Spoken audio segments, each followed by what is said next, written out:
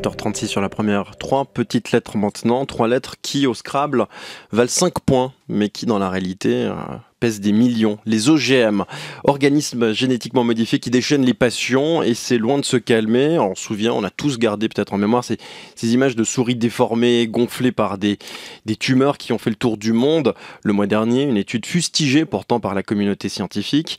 Il n'en a fallu pas davantage, cependant, pour que le doute plane reprenne de la vigueur. En témoigne la toute récente prolongation du moratoire suisse sur les OGM décidée par le Conseil national. Décision d'autant plus étonnante qu'une vaste étude du Fonds national suisse de la recherche concluait que les OGM ne représentaient, je cite, aucun risque ni pour la santé ni pour l'environnement. Sage principe de précaution ou peur irrationnelle du lendemain. Pour en parler, j'ai le plaisir ce matin d'accueillir Denis Duboul. Bonjour. Bonjour.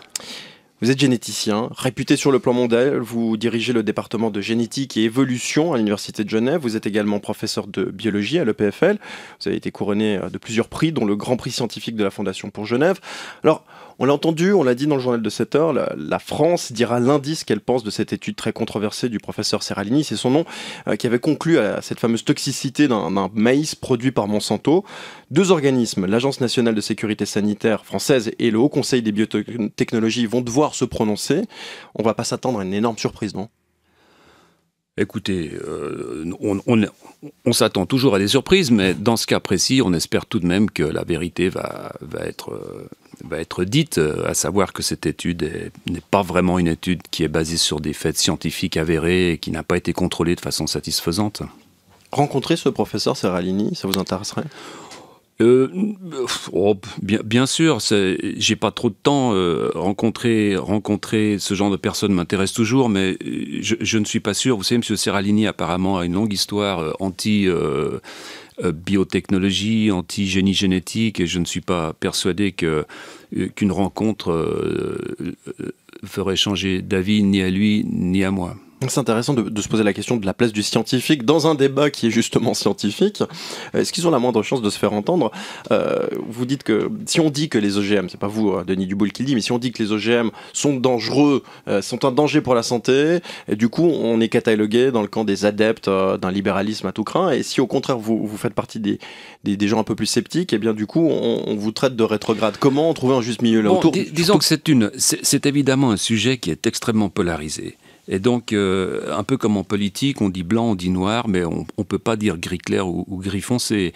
On ne peut pas être pour ou contre les OGM. Les OGM, c'est une technologie, c'est une façon de produire soit des animaux, mais dans ce cas précis des plantes, qui ont soit un gène en plus, soit un gène en moins. Parce que souvenez-vous qu'on peut faire aussi des OGM en enlevant quelque chose à une plante, par exemple une protéine qui est allergène ou qui produit des effets néfastes. Donc on est obligé de se positionner, et les scientifiques ne veulent pas se positionner. Les scientifiques disent, en général, les OGM peuvent être utiles ici ou là, et ils sont inutiles ici ou là. Donc chaque OGM est un cas particulier qu'il faut discuter en dehors, en essayant de sortir de ce climat extrêmement émotionnel et très politique. Justement, comment sortir de ce climat émotionnel, surtout que le citoyen lambda a aussi son avis sur la question, même sans connaître vraiment les OGM. Oui, alors il y a un commentaire extrêmement intéressant dans le magazine Forbes sur l'affaire Seralini, où un commentateur dit qu'en fait, cette fois, les anti-OGM ont été tellement loin que la réaction de la presse se fait plus lourde, plus critique. Et ce commentateur, peut-être avec bon sens, pense que c'est vraiment le début de la fin du lobby anti-OGM. Je vous rappelle quand même qu'il y a 160 millions d'hectares qui sont cultivés à l'heure actuelle dans 29 pays, Argentine, Brésil, et que pour la première fois en 2011, c'est un chiffre extrêmement intéressant, pour la première fois en 2011, la quantité d'hectares cultivés en OGM est plus grande dans les pays émergents que dans les pays industrialisés. Donc on voit qu'il y a une énorme poussée dans les pays émergents, pour des besoins de rentabilité, bien sûr. Pourtant, Denis Duboul, en Suisse, on a prolongé ce fameux moratoire, 5 ans d'études, 12 millions de francs, les meilleurs chercheurs du pays. Je vous arrête tout de suite, vous dites 12 millions. Il y a eu une rallonge de 2 ou 3 millions, je ne m'en souviens plus, pour assurer la protection des champs à Zurich dans lesquels se faisaient des essais en plein air. Donc c'est plus que 12 millions. C'est plus que 12 millions donc, pour cette fameuse étude.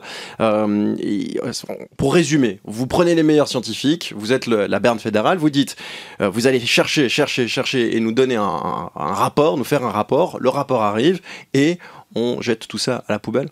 Ben écoutez, nous on regrette beaucoup que la même stratégie n'ait pas été appliquée au Gripen, par exemple. Pourquoi ne fait-on pas un moratoire de 30 ans sur ces avions? Là, c'est quelque chose qui pour nous est incompréhensible. On demande à la communauté scientifique suisse de travailler pour donner un avis au Conseil fédéral, parce que c'est un mandat du Conseil fédéral. Un PRN 59 est mis sur pied. Il travaille 5 ans. Un rapport, parce que dans votre commentaire introductif, il était dit que les résultats n'avaient pas été obtenus dans la première tranche. Mais non, un rapport intermédiaire a été donné en 2009. Moritz Leuenberger l'avait... voilà, donc première prolongation du moratoire de 3 ans. Et puis maintenant, le rapport est rendu cet été. Il passe pratiquement inaperçu dans la presse, ou alors peut-être l'avez-vous vu, mais c'est quelque chose qui n'a pas été vraiment commenté. Et puis maintenant, on décide de prolonger le moratoire. On a une sorte de spécialité en Suisse de prolongation de moratoire.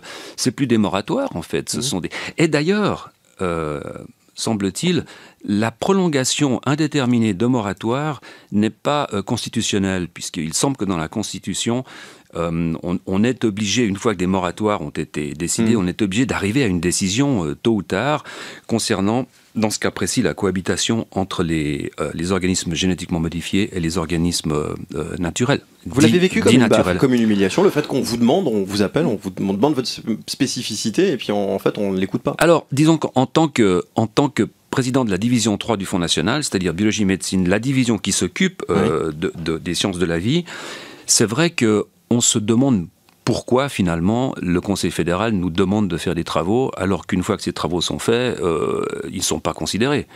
Donc, vous avez une explication, vous?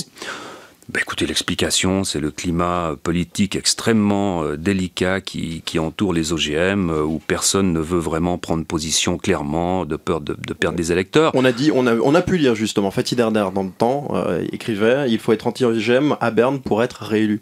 C'est vrai?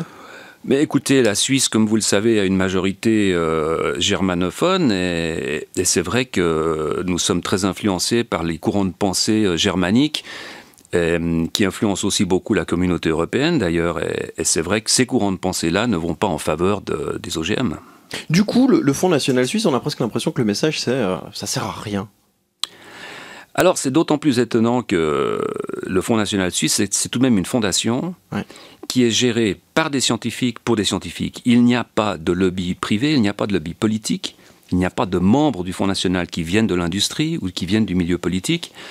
Donc c'est vrai qu'on se dit, ma foi, il y a des membres qui sont des écologistes, qui s'occupent de la survie des fourmis dans le Jura, n'est-ce pas, qu'on ne peut pas accuser d'être à la botte de l'agrochimie.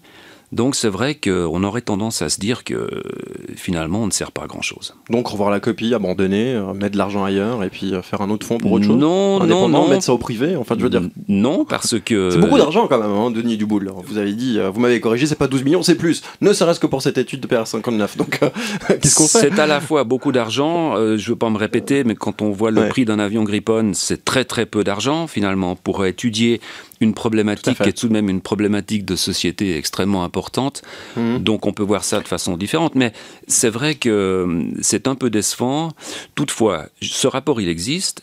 Et je suis persuadé qu'un jour ou l'autre, des gens sensés, vous en avez mentionné un tout à l'heure, le prendront en main et essaieront de faire passer quelques-uns des messages qu'il contient. Donc on ne peut pas laisser seuls les politiques résoudre ce problème en tout cas. Ça c'est votre message? Disons que c'est aux politiques de résoudre ce problème, mais si possible basé sur des faits scientifiques avérés.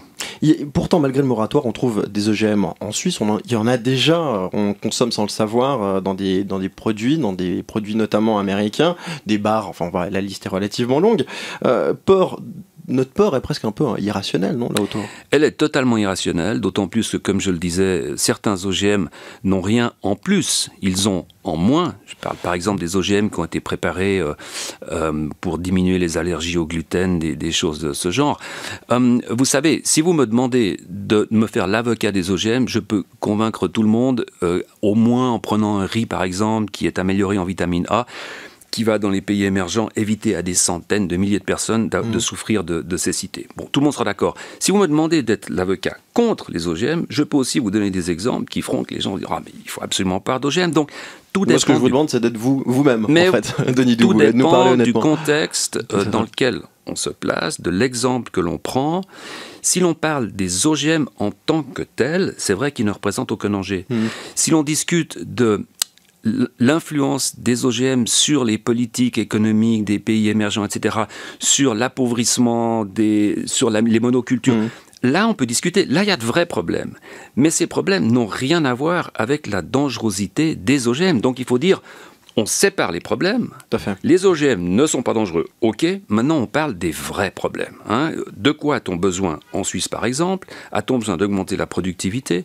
A-t-on besoin de mettre moins de fongicides, moins d'antibiotiques sur nos pommiers, par exemple? Est-ce que c'est un avantage? Est-ce que c'est pas un avantage? En fait, les OGM sont un peu les boucs émissaires d'un style de vie qu'on veut pas être responsable, dont on veut pas être responsable. Alors, il y a deux choses intéressantes. Je pense qu'effectivement, les OGM, les hommes politiques ont une prise sur les OGM. C'est-à-dire qu'on peut interdire les OGM. C'est quelque chose de nouveau. On peut faire un moratoire. On ne peut pas, à l'heure actuelle, interdire nos agriculteurs de sulfater, d'azoter ou de mettre des fongicides sur les arbres fruitiers. C'est impossible. Là, il y aurait une révolution en Suisse. Donc, les hommes politiques s'engagent là où ils ont une prise facile. Ça, c'est de l'électoralisme. Et puis la deuxième chose qui est très intéressante, c'est un commentaire de Keith Clore dans un magazine qui s'appelle State, que j'ai trouvé hier sur Internet, et qui dit que, en fait, les OGM, le débat sur les OGM est à la gauche, ce que le débat sur le réchauffement climatique est à la droite. On trouve le même type d'arguments, des arguments qui sont extrêmement émotifs, qui suivent une ligne politique et qui, dans le cas des OGM, pour reprendre cette histoire Serralini, à mon avis, ont eu un traitement par la presse qui, la campagne de presse qui a été faite autour, la façon dont c'était organisé, pour moi, démontre une manipulation de la presse qui est extrêmement dangereuse et extrêmement inquiétante.